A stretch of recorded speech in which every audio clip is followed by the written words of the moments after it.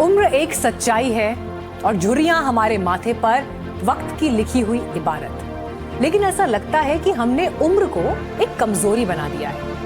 कचहरी में आज बात सलमान खान की तस्वीर से शुरू होगी और हमारी सोच पर खत्म होगी।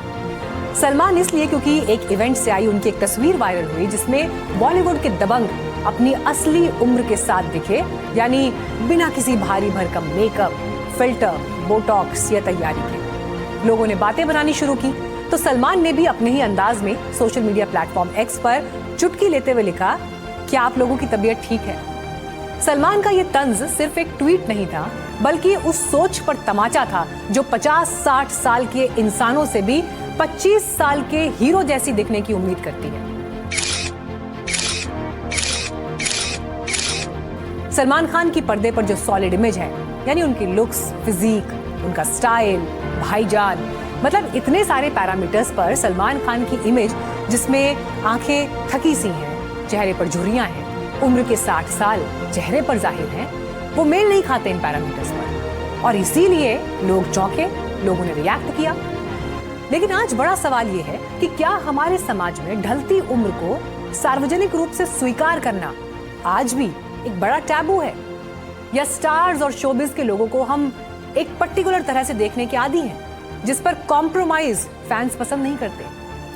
सिनेमा का पर्दा और असल जिंदगी की हकीकत दोनों के बीच एक धुंधली सी लकीर है जिसे दर्शक अक्सर भूल जाते हैं। हॉलीवुड में केट विंसलेट और जेमी ली कर्टिस जैसी अभिनेत्रियां खुलेआम कह चुकी हैं कि झुर्रियां हमारी जिंदगी के तजुर्बों का रिपोर्ट कार्ड है, इन्हें कॉस्मेटिक सर्जरी के पीछे छिपाने की जरूरत नहीं है। लेकिन जब बात भारतीय सिनेमा और हमारे समाज की आती है तो एंटी एजिंग, हमेशा जवान दिखने का भूत हर किसी के सर चढ़कर बोलता है। अरबों रुपए की ब्यूटी इंडस्ट्री और एस्थेटिक क्लिनिक इसी डर का व्यापार करते हैं। हालांकि हर कोई इस ग्लैमरस जाल में नहीं फंसता। दक्षिण भारत के थलाइवा रजनीकांत इसका सबसे बड़ा एग्जाम्पल है। पर्दे पर 30 साल के गबरू जवान का किरदार निभाने वाले रजनीकांत कैमरे के हटते ही बिल्कुल साधारण इंसान बन जाते हैं। सफेद बाल, गंजापन, झुर्रियों भरा चेहरा, उन्हें पब्लिक कार्यक्रमों में भी बिना विग और मेकअप के जाने में कभी झिझक नहीं हुई। वहीं सदी के महानायक अमिताभ बच्चन जब करियर में अपने ढलान पर आए तब उन्होंने अपनी उम्र को स्वीकार किया। मोहब्बतें में सफेद दाढ़ी और अपने ग्रेसफुल लुक के साथ पर्दे पर वापसी की और साबित किया कि उम्र से स्टारडम कम नहीं होता, बल्कि अभिनय में गहराई आती है। मेल एक्टर्स के लिए तो फिर भी ये राह आसान रही है, लेकिन अभिनेत्रियों के लिए ढलती उम्र को स्वीकार करना किसी अग्नि परीक्षा से कम नहीं।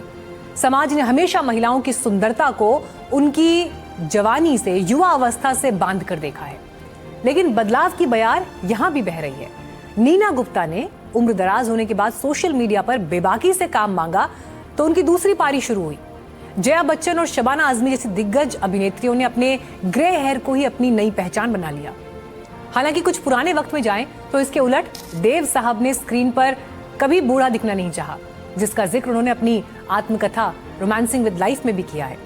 कहा जाता है कि बढ़ती उम्र के निशानों और गिरते बालों को छिपाने के लिए उन्होंने अपने पेटेंट कैप, ऊंचे कॉलर वाले कुर्ते और गले में स्कार्फ बांधना कभी नहीं छोड़ा।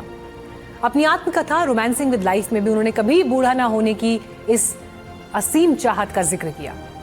देव साहब का यह किस्सा दरअसल ये समझने के लिए काफी है कि पर्दे की चमक धमक और ढलती उम्र के बीच का संघर्ष कितना पुराना है।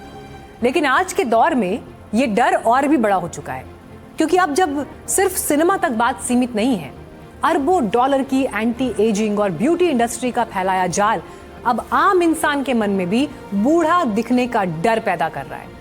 आज समाज भी वैसा ही बन रहा है जहां उम्र का बढ़ना अनुभव, मैच्योरिटी या समझदारी का प्रतीक नहीं, बल्कि एक कमी मान लिया गया है।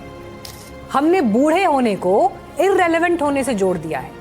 इसीलिए आज 25 साल का युवा बोटॉक्स के पीछे भाग रहा है और 60 साल का इंसान अपने चेहरे की स्वाभाविक झुर्रियां छिपाने के लिए छटपटा रहा है।